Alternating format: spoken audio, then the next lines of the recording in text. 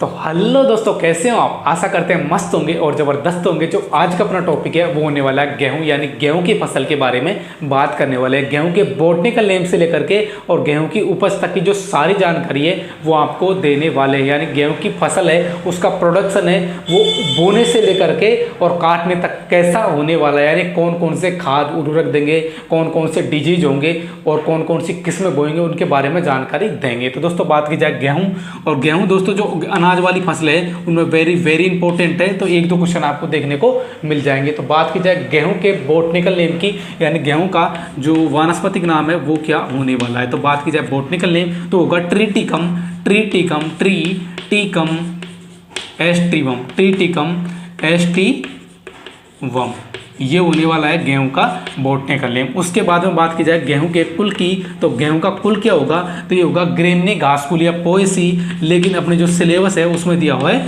Poaceae दिया हुआ है। उसके अलावा अपन बात करें इसके महत्व की, यानी कि हमारी लाइफ में जो गेहूं का इंपॉर्टेंस क्या क्या है, गेहूं को हम कहाँ कहाँ पर यूज करते हैं, उसके बारे में बात की जाती है। दोस्तों बात की जाए जो गेहूं है उसमें कार्बोहाइड्रेट की मात्रा पाई जाती है 62%, यानी कार्बोहाइड्रेट पाया जाता है, कार्बोहाइड्रेट तो कार्बोहाइड्रेट की मात्रा पाई जाती है गेहूं में 62% गेहूं में कार्बोहाइड्रेट की मात्रा पाई जाती है। इसके अलावा गेहूं को अब जो पशु होते हैं उनको चारे के रूप में, और जो मनुष्य होते हैं उनको जो दाने हैं उनके रूप में इनका प्रयोग किया जाता है। उसके अलावा बिस्किट, चपाती, उपमा आदि के रूप में जो गेहूं की फसल है उसका उपयोग किया जाता है। ठीक है ना, तो ये हो गई। उसके बाद में अपन बात करें जो गेहूं है उसकी जलवायु कैसी होने वाली है। तो दोस्तों जो गेहूं की जलवायु है वो होने वाली है जलवायु तो जलवायु होगी शीतोष्ण जलवायु। कैसी जलवायु होनी चाहिए इसके लिए? शीतोष्ण जलवायु इसके लिए आवश्यक होती है। अब बात की जाए इसके जो टेम्परेचर है कि गेहूं के लिए इष्टतम तापमान कितना चाहिए, अधिकतम कितना चाहिए और अंकुरण के लिए कितना चाहिए। तो बात की जाए अंकुरण की, तो अंकुरण के लिए जो गेहूं का तापमान है वो होना चाहिए अंकुरण के समय 3 से और 5 डिग्री सेंटीग्रेड के आसपास में अंकुरण के समय जो गेहूं के लिए टेम्परेचर है उसकी आवश्यकता होती है। इसके बाद में बात करें कि वृद्धि के लिए दोस्तों इसके लिए 20 से 25 डिग्री सेंटीग्रेड तापमान की आवश्यकता होने वाली है। अधिकतम तापमान कितना सहन कर सकता है, अधिकतम या पकाव के समय अधिकतम, तो अधिकतम ये 30 से लेकर के और 35 डिग्री सेंटीग्रेड तक ये गेहूं की फसल है जो तापमान सहन कर सकती है। इसके बाद में अपन बात करेंगे मृदा, यानी कौन कौन सी मृदा होने वाली है, गेहूं की फसल को किन किन मृदाओं में बोया जा सकता है। तो बात करेंगे मृदा, ठीक है ना, मृदा एवं मृदा की तैयारी किसकी करेंगे? खेत की तैयारी, ठीक है ना। तो बात की जाए दोस्तों मृदा, तो जिस फसल की भी आपको मृदा नहीं आती, आप कोई भी आपको जैसे कि एग्जाम है उसके अंदर आपको दे दिया गया है कि इस फसल का जो क्लासिफिकेशन करना है उसमें अपन को सोइल पूछी जाए, मृदा पूछी जाए, तो बलुई या बलुई दोमट मृदा होती है। एक जो कपास होता है उसमें काली मृदा का उपयोग किया जाता है, बाकी जो सभी क्रॉप्स होती है उसके अंदर बलुई या बलुई दोमट मृदा आती है, ठीक है ना। तो इसमें अपन क्या लिखेंगे? बलुई मृदा, बलुई या फिर बलुई दोमट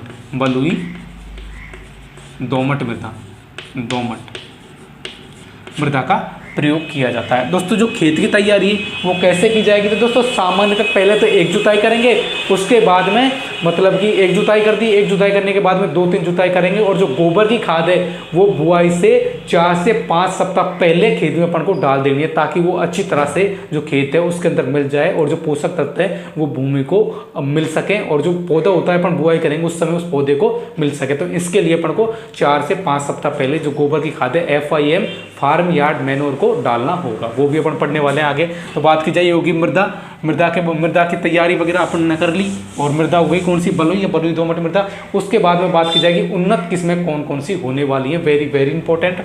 उन्नत किस्में, ठीक है ना।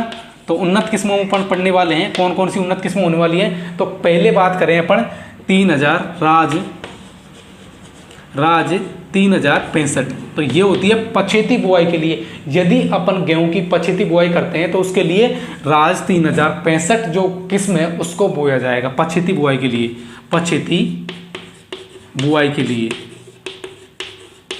लिए, ठीक है ना। उसके बाद में बात की जाए 3077।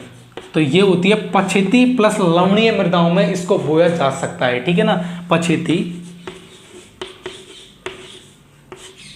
पछेती व लवणीय मृदाओं में, लवणीय मृदाओं में इसको बोया जाता है, ठीक है ना। इसके बाद में बात की जाए कि राज 3765, तो ये एक ऐसी किस्म होती है जो अपन क्या है कि अपन ने सिंचाई कर दी खेत में, तो सिंचाई करने के बाद में जो गेहूं का पौधा ऐसा खड़ा होता है ना, तो सिंचाई करने के बाद हवा चलती है तो वो ऐसे गिर जाता है। तो उसकी जो रसिस्टेंट पावर होती है यानी पौधा ना गिरे, तो उसके लिए अपन को कैसी फसल बोनी पड़ेगी, तो उसके लिए अपन को राज 3765 जो किस्म है उसको बोना पड़ेगा, ताकि जब पौधा अपन बारिश आती है या फिर पानी ज़्यादा दे देते हैं तो उसके कारण जो पौधा गिर जाता है, तो गिरने की रसिस्टेंट पावर है वो इस वैरायटी के अंदर होती है। तो इस वैरायटी को अपन बो सकते हैं। तो यानी गिरने के प्रति प्रतिरोधी होता है, गिरने के प्रति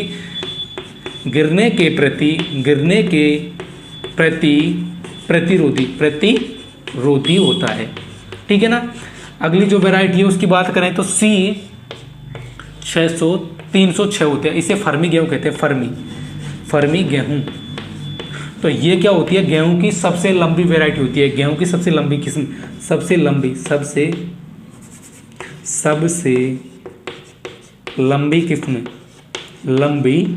किस्म है ये, किसकी है, गेहूं की, ठीक है ना। उसके बाद में बात की जाए WH 147, तो ये होती है यानी अच्छी गुणवत्ता और चपाती बनाने के लिए सबसे उपयुक्त किस्म कौन सी होती है, WH 147, यानी चपाती बनाने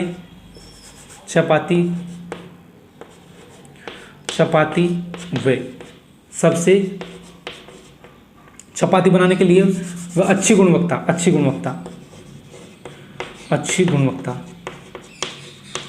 गुणवत्ता के लिए ये वैरायटी है। और बात की जाए यानी कि एक और वैरायटी है उसको बोलते हैं अपन अर्जुन, तो अर्जुन को बोलेंगे HD 2009 बोला जाता है इसको, ठीक है ना।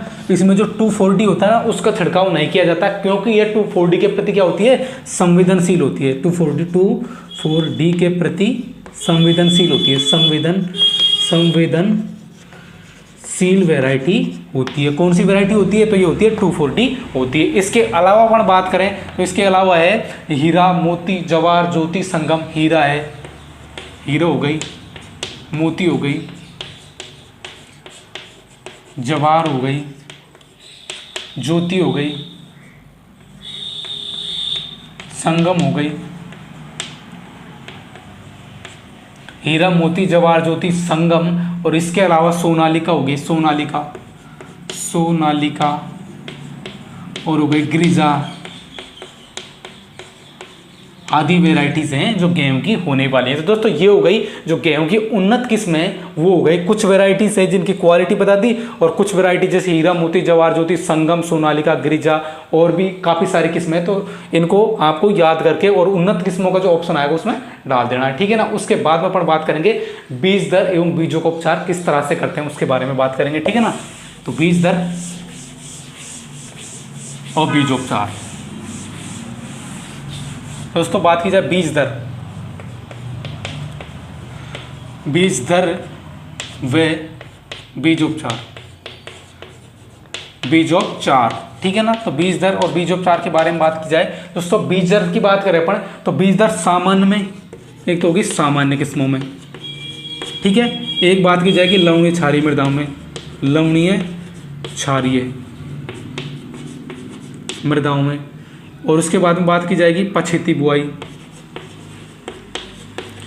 ठीक है ना, पछेती बुआई। और उसके बाद में अपन बात करेंगे डिबलर विधि के द्वारा, डिबलर।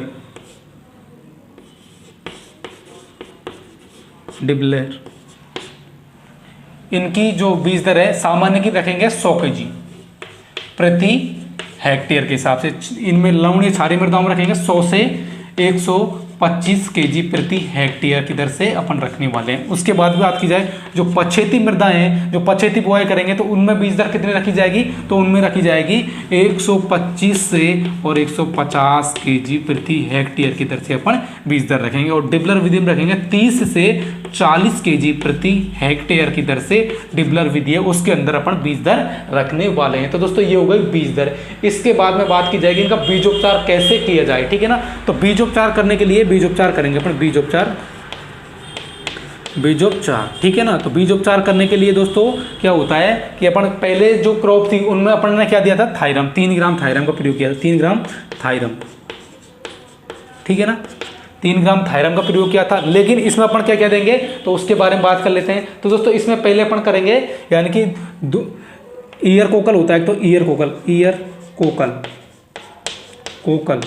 तो इसके नियंत्रण के लिए अपन क्या करेंगे, 20% नमक का घोल लेंगे और नमक के घोल में इन जो बीज हैं उनको 24 घंटे तक भिगोकर रखेंगे। भिगोने के बाद में उनको निकालकर ये बुआई के लिए तैयार हो जाएंगे। इसके बाद में बात की जाए दीमक की। दोस्तों दीमक के नियंत्रण के लिए अपन क्या करेंगे, तो दीमक के नियंत्रण के लिए अपन को दीमक के नियंत्रण के लिए क्या करेंगे, 4 ml पायरीफोस का इस्तेमाल अपन कर सकते हैं। इसके अलावा बात की जाए तो इसके अलावा जैसे कि है जीवाणुजनित रोगों के लिए क्या करेंगे, तो जीवाणुजनित रोगों के लिए कार्बन डाइजिम का प्रयोग करेंगे। तो यानी कि 3 ग्राम जीवाणुजनित रोगों के लिए तो कार्बन डाइजिम का प्रयोग करेंगे। तो इस प्रकार की, और जो क्षारीय मृदा है उनके लिए बीजोपचार करना है तो उनके लिए क्या करेंगे, तो यानी कि 1.5 kg, कितना, 1.5 kg प्रति हेक्टेयर की दर से अपन क्या देंगे, सोडियम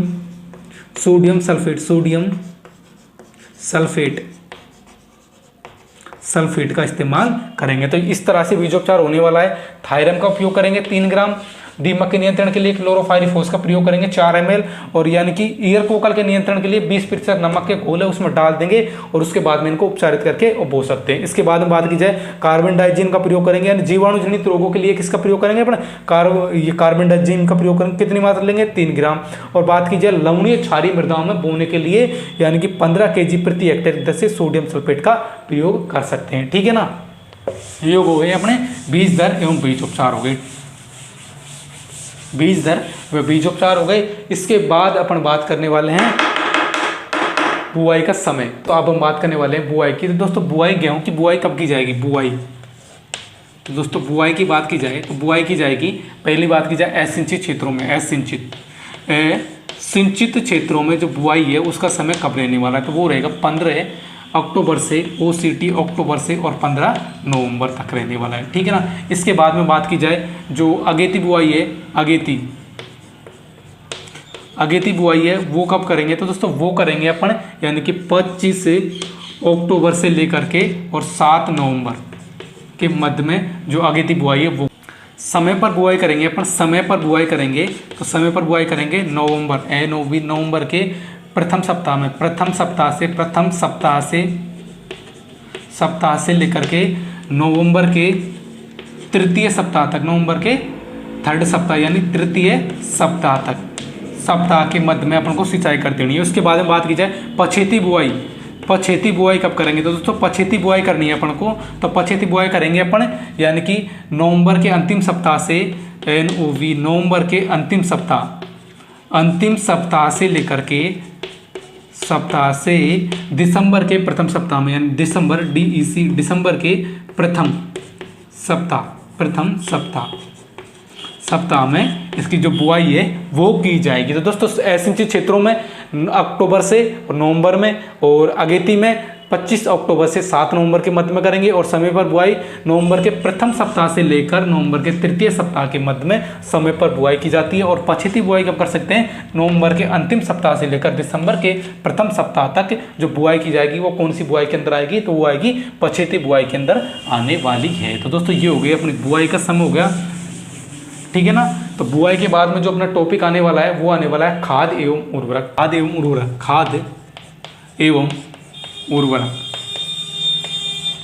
उर्वरक। तो दोस्तों खाद एवं उर्वरक की मात्रा है वो कब दी जाएगी, तो बात की जाए गोबर की खाद, तो गोबर की खाद से बोलते हैं FYN, इसको बोला जाता है फार्म यार्ड मैन्योर। इसे दिया जाएगा 4 से 6 सप्ताह पूर्व बुआई से, ठीक है ना, 4 से 6 सप्ताह पूर्व दिया जाएगा, क्योंकि इसे अपन जो फसल को अपन पहले दे देंगे 4 से 6 सप्ताह पूर्व, तो ये अपने जो आवश्यक पोषक तत्व है उनको धीरे धीरे पौधों को प्रदान करेगी। तो इतने में ये मतलब कि जो खेत है उससे मृदा को उपजाऊ भुरभुरी बना देगी और आवश्यक पोषक तत्व है उनको भी प्रदान कर देगी। तो इसलिए इसको 4 से 6 सप्ताह पूर्व देंगे। तो इसकी कितनी मात्रा देंगे, तो इसकी मात्रा देंगे 20 से 25 टन प्रति हेक्टेयर, ठीक है ना। उसके बाद बात की जाए नाइट्रोजन की मात्रा कितनी देंगे, तो नाइट्रोजन की मात्रा देंगे अपन 80 से 120 kg प्रति हेक्टेयर।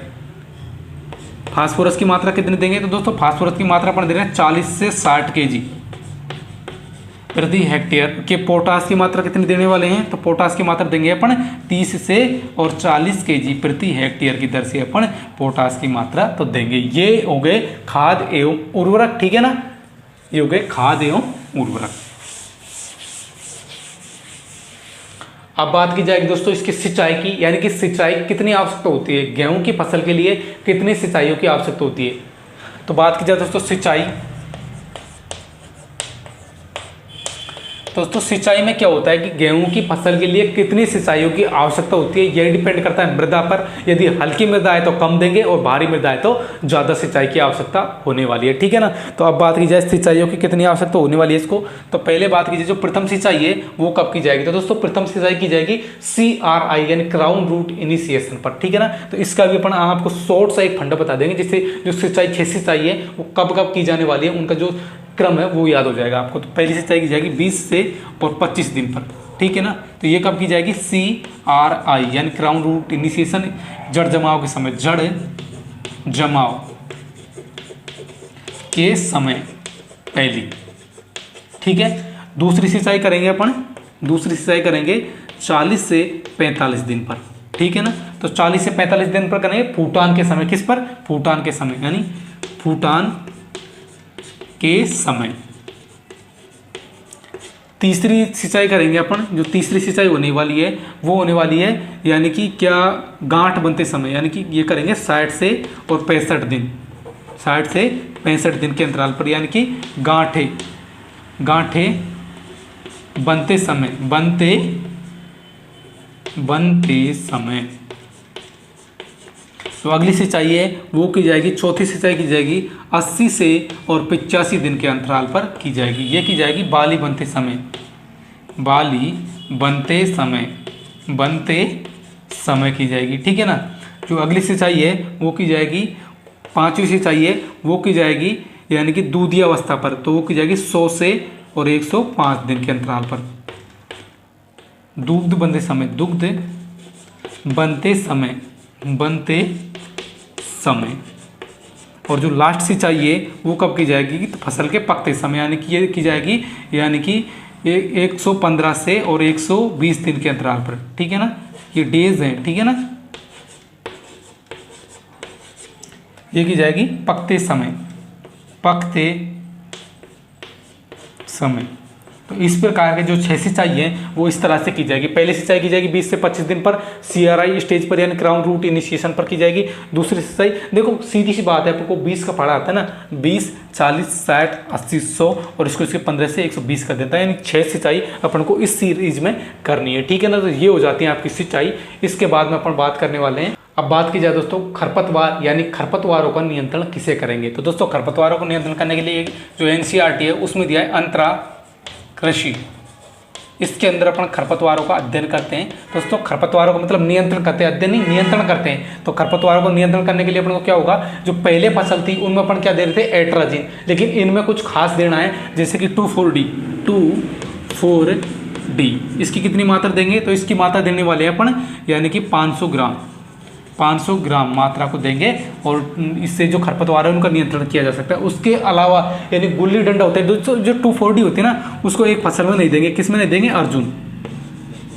अर्जुन जो फसल है उसमें इसका प्रयोग नहीं करेंगे, क्योंकि यह 2,4-D के प्रति संवेदनशील होती है। इसे बोला जाता है HD 2009 इसे बोला जाता है, ठीक है ना। इसके अलावा बात की जाए यानी कि आइसोप्रोटोन आइसोप्रोटुरान प्रोटुरान का प्रयोग करेंगे। कितना? 800 से लेकर के और 1200 ml तक इसका प्रयोग करेंगे। किसके लिए? जो गेहूं का प्रमुख खरपतवार है, गेहूं का मामा, गेहूं का, इसे गुल्ली डंडा कहते हैं, फ्लेरिस माइनर इसे कहा जाता है, इसे गुल्ली डंडा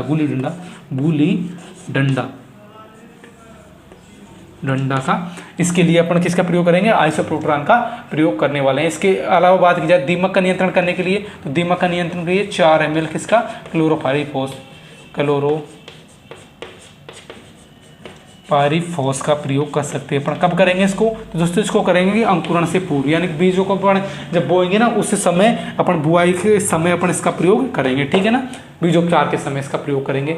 तो ये हो गए अपने अंतर कृषि में जो खरपतवारों को नियंत्रण है वो कैसे करेंगे। उसके बाद में बात की जाए, यानी कि उसके बाद में अपना यानी कि पादप संरक्षण यानी पौधों का संरक्षण कैसे किया जाए, यानी कीट और व्याधियों से इनका संरक्षण कैसे करेंगे, तो उसके बारे में बात करने वाले हैं। तो दोस्तों बात की जाए पादप संरक्षण, तो पादप संरक्षण में कीटों का नियंत्रण करने के लिए पाला 1%, दीमक के लिए 2400 ml क्लोरोपाइरीफॉस, तना छेदक के लिए मोनोक्रोटोफास देंगे 1200 ml, और या फिर इसके अलावा यानी कार्बोफ्यूरॉन की मात्रा दे सकते हैं 15 kg प्रति हेक्टेयर की दर से। मकड़ी, मोइला और तेला के लिए करेंगे मिथाइल डेमेटोन 1200 ml प्रति हेक्टेयर की दर से करेंगे। और बात की जाए सैन्य कीट कौन से होते हैं? तना किलट हो गई, ग्रास हो गया, बीटल हो गया, पायरिल हो गया, तो इनके नियंत्रण के लिए अपन मिथाइल पैराथियोन का प्रयोग करेंगे 20 kg प्रति हेक्टेयर की दर से करने वाले हैं। तो दोस्तों ये हो गए अपने जो कीट थे वो हो गए। क्या हुआ था कि बीच में जो रिकॉर्डिंग है वो बंद हो गई थी, तो अपन इसको लिख रहे थे ना, तो उस समय आपको सोई नहीं हुआ, तो इनको आप देख लेना, ठीक है ना। पादप संरक्षण कीट के बाद में अपन बात करने वाले हैं रोगों की। बात की जाए दोस्तों रोगों की, तो रोगों की बात करें जो गेहूं की फसल होती है उसमें कौन कौन से रोग लगते हैं। तो दोस्तों बात की जाए पहले तो होता है पत्ती धब्बा।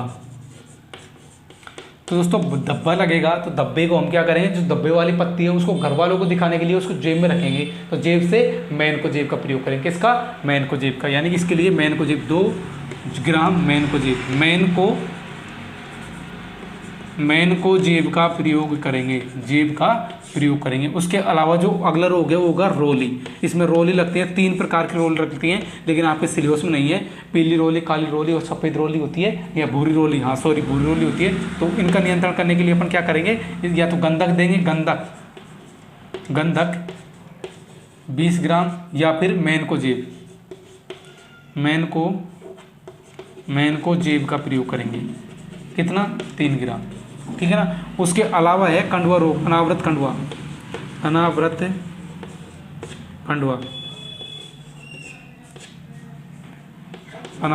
तो दोस्तों इसका नियंत्रण कैसे करेंगे? 3 ग्राम बीटा वैक्स का प्रयोग करेंगे इसके लिए, ठीक है ना। ये हो गया। इसके बाद में ईयर कोकल या टुंडू रोग, ईयर कोकल या इसे बोलते हैं टुंडू रोग। तो इसके नियंत्रण के लिए क्या करेंगे अपन? तो इसके नियंत्रण के लिए अपन को करना पड़ेगा, यानी 20% नमक का घोल लेंगे, उसमें उपचारित करेंगे। कब करेंगे पौधों को उपचारित? यानी कि बुआई से पूर्व जो बीजों का उपचार करेंगे, तो उस समय अपन को जब बुआई बीजोपचार कर रहे थे उस समय बताया था, तो यहाँ पे इसका नियंत्रण क्या होगा? 20% नमक का घोल लेंगे, उसमें बीजों को उपचारित करेंगे और उसके बाद में इसकी बुआई करने के लिए तैयार हो जाता है। इस प्रकार हो गए आपके डिजीज। और डिजीज के बाद में बात की जाएगी कटाई की। दोस्तों कटाई कब की जाएगी इनकी? कटाई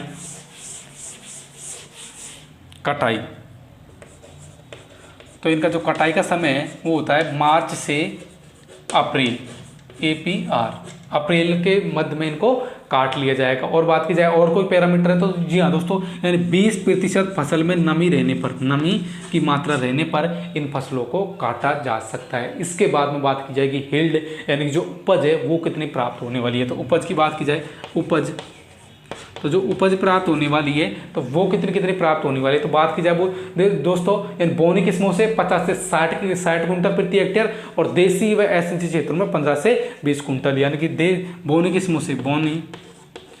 किस्मों से होगी 50 से लेके 60 कुंटल तक प्रति हेक्टेयर, ठीक है ना। और जो एससिंचित क्षेत्रों में कितनी होगी? तो एससिंचित क्षेत्रों में होगी 15 से और 20 कुंटल प्रति हेक्टेयर जो है प्रोडक्शन है वो होने वाला है। तो दोस्तों इस तरह से आपका जो गेहूं है उसका जो चैप्टर है वो खत्म होता दी एंड होता है, ठीक है ना। ये वीडियो आपको अच्छी लगती है तो वीडियो को लाइक करें, शेयर करें और सब्सक्राइब करना ना भूलें। वीडियो को देखने के लिए आपका तहे दिल से धन्यवाद।